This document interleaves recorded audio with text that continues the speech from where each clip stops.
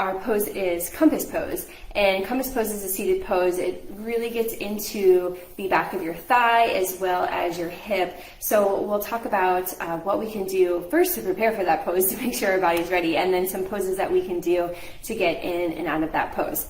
Transition over to my mat here.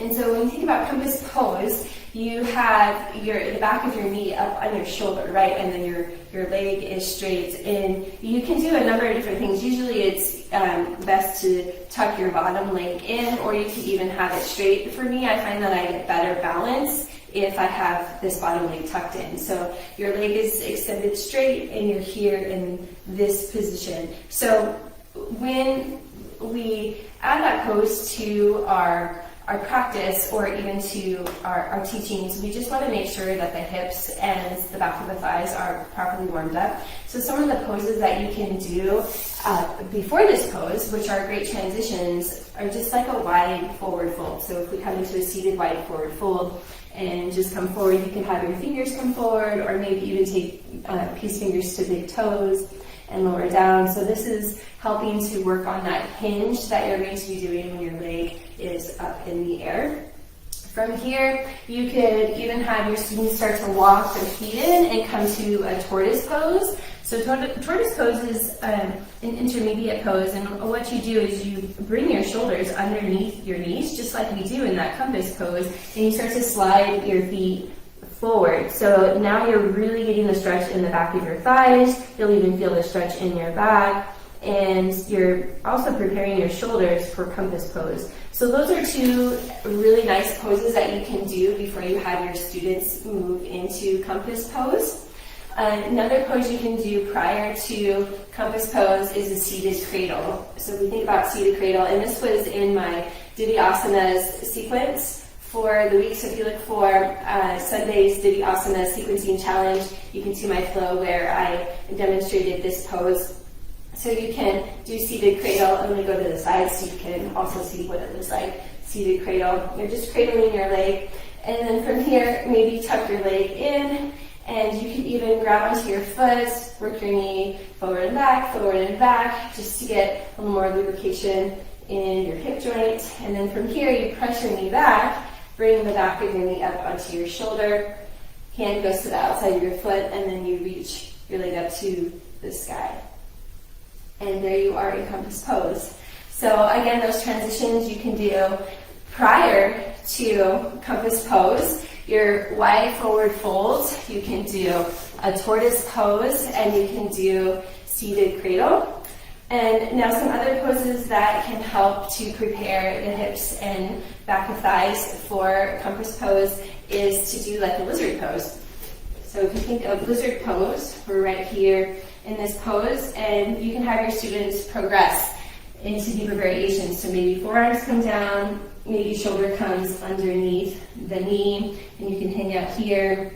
And then after this pose, you could even go into a half splits, because now you're working the back of the thigh. So this is really nice. And then from here, you could even just, walk back and sit down, and then maybe move into like a seated cradle, and then go into compass pose.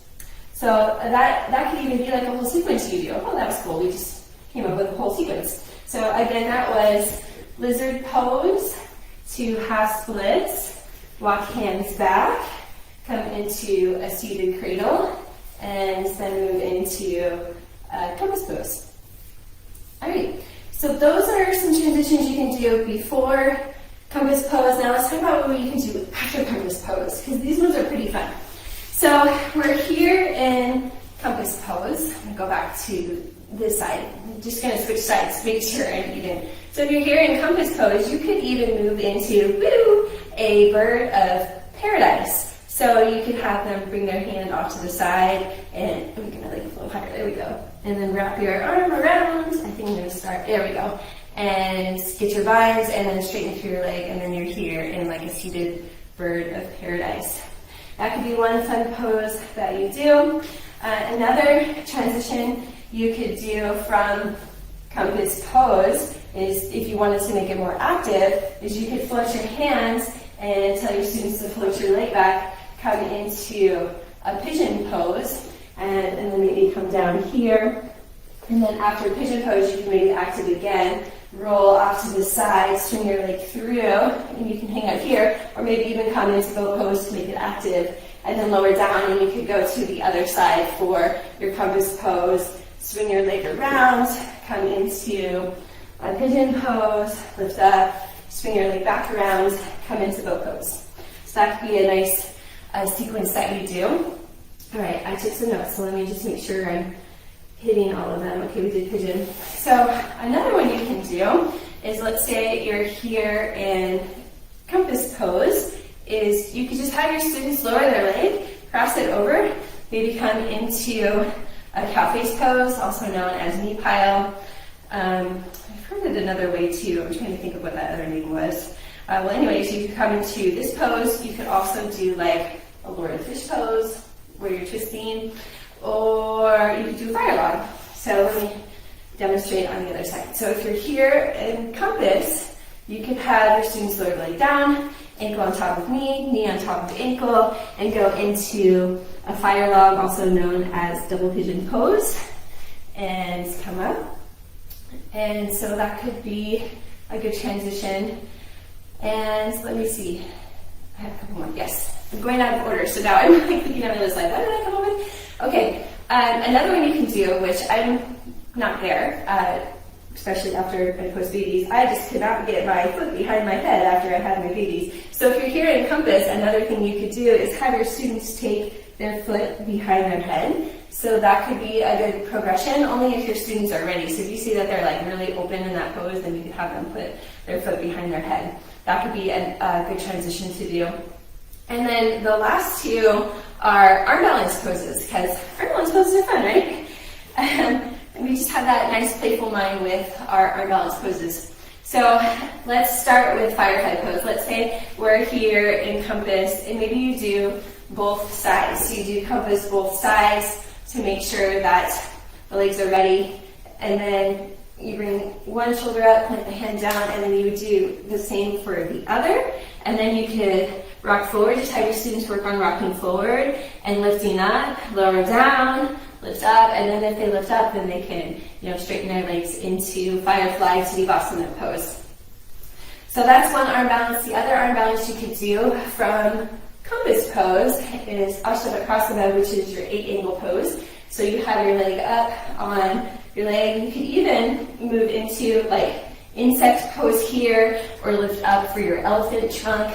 Those could be nice options. So let me show from the side. If you're in compass pose, bring the back of your knee onto your shoulder with a bent leg. Here's your insect pose. Elephant trunk is where you lift off the ground. So that's in arm balance pose. Now, Ashtavakrasana, your 8-angle pose, is after compass pose. You bring the back of your knee to your shoulder, take your straight leg, cross it over, make sure you have a good hook with your feet. You'll lean forward, lift your bottom up off the ground, maybe this is a great place to stay. Nice option, squeeze your knees together, sit bones go back, chest reaches forward, legs off to the side, and you're in your 8-angle pose. So, those are the transitions I have for you today, and I'll see you next week. Love and light. Bye.